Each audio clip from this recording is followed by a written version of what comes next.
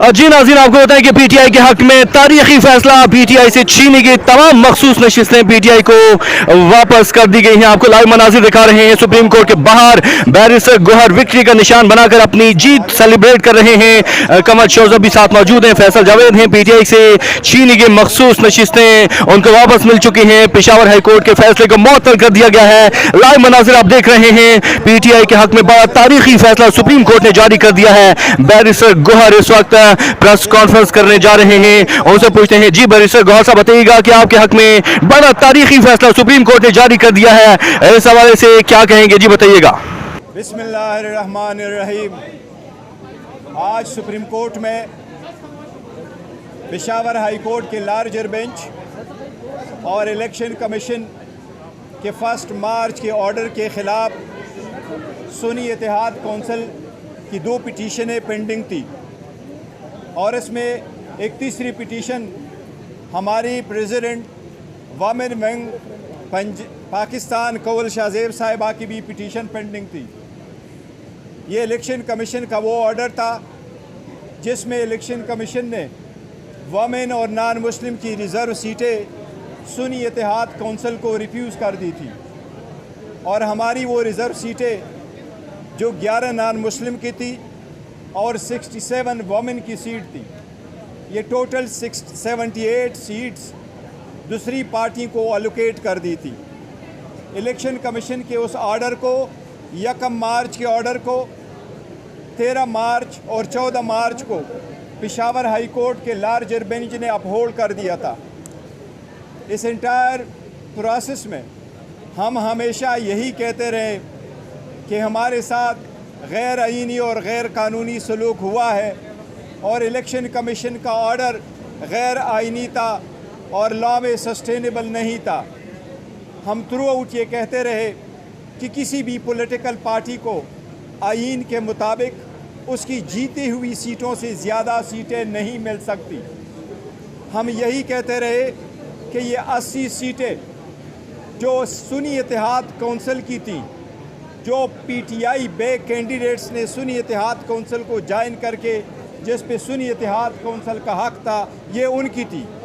लेकिन election commission ने 4 मार्च को ये सारे सीटें दूसरी पार्टी को अलोकेट कर दी थी, वो नेशनल असम्बली में भी और तीनों प्रोविंशियल असम्बली में भी, सिंध, पंजाब और केपीके असम्बलीज़ में। पंजाब, सिंध और नेशनल असम्बली में वमेन और नॉन मुस्लिम ने ओथ उठाया था, जबकि हमारा यही स्टैंड था कि सुप्रीम कोर्ट फैसला करने दे। इसी वजह से केपीके में रिज़र्व सीटों पे वोट नहीं लिया गया था। आज अल्हम्दुलिल्लाह सुप्रीम कोर्ट ने लीव ग्रांट कर दी है। इलेक्शन कमीशन का ऑर्डर 1 मार्च 2024 का और पेशावर हाई कोर्ट के लार्जर बेंच का ऑर्डर 14 मार्च 2024 का सुप्रीम कोर्ट ने सस्पेंड कर दी है।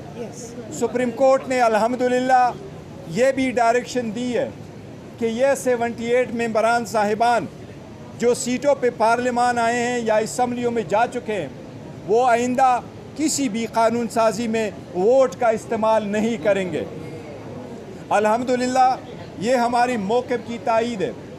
हमने पहले मर्तबा पहले दिन जिस वक्त नेशनल असम्बली का इजलास हुआ तो वोट उतारने से पहले हमने ये पॉइंट आउट कर लिया था कि सबसे पहले ये पार्लियामान उन लोगों से कंप्लीट हो जिनका ये हक बनता है। फिर सदर के इलेक्शन के वक्त भी हमने कहा कि ये जो साहिबान आए हैं जिन्होंने ओथ उठाया है रिज़र्व सीट पे, लेकिन ये इंट्रूडर्स है इन द पार्लियामेंट, ये इंट्रूडर्स है इन द प्रोविंशियल असम्बलीज, लिहाजा ये वोट नहीं दे सकते जब तक ये फैसला ना हुआ हो। लिहाजा आप सदारती इलेक्शन ना करवाए, इन लोगों को वोट का हिस्सा ना दें। आज सुप्रीम कोर्ट ने फाइनली अल्हम्दुलिल्लाह ये फ़ैसला कर लिया कि जो ये 78 सीटों पे आए हुए मेंबरान हैं, चाहे वो प्रोविंशियल असम्बली में चाहे वो नेशनल असम्बली में, वो किसी वोट देने का किसी तरह हकदार नहीं है।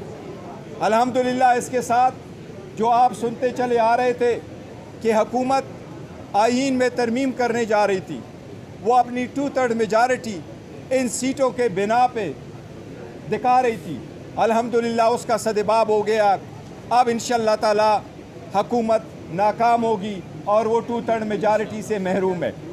इस केस की फर्दर हेयरिंग इंशाल्लाह 3 जून को होगी।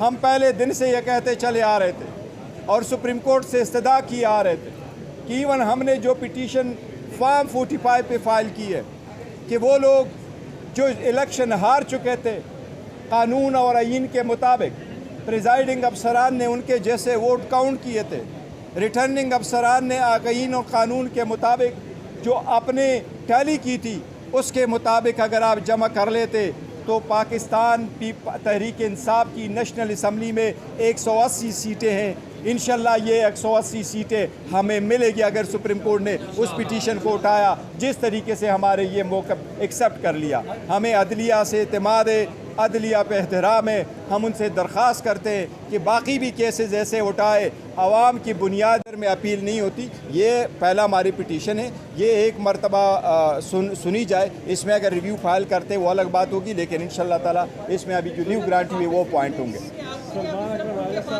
राजा साहब बोलने पे मैंने देखिए 225 चाहिए 2/3 मेजॉरिटी के लिए। आपके पास अगर मिल भी जाए तो आपकी 110 बनती है। अगर वो सारे मिल जाए आईनी तरमीम नहीं, देखो हम कह रहे हैं अब उनके पास आईनी तरमीम के लिए 2/3 मेजॉरिटी मौजूद नहीं है। अगर पहले वो हमारी सीटें ले लेते तो उनके पास अदरवाइज आ जाती। अभी हमारे पास ये सीटें आनी है या फॉर द टाइम बिंग वो लोग अपने वोट कास्ट करने से रुक गए, लिहाजा उनके पास वो राइट नहीं रहा। जी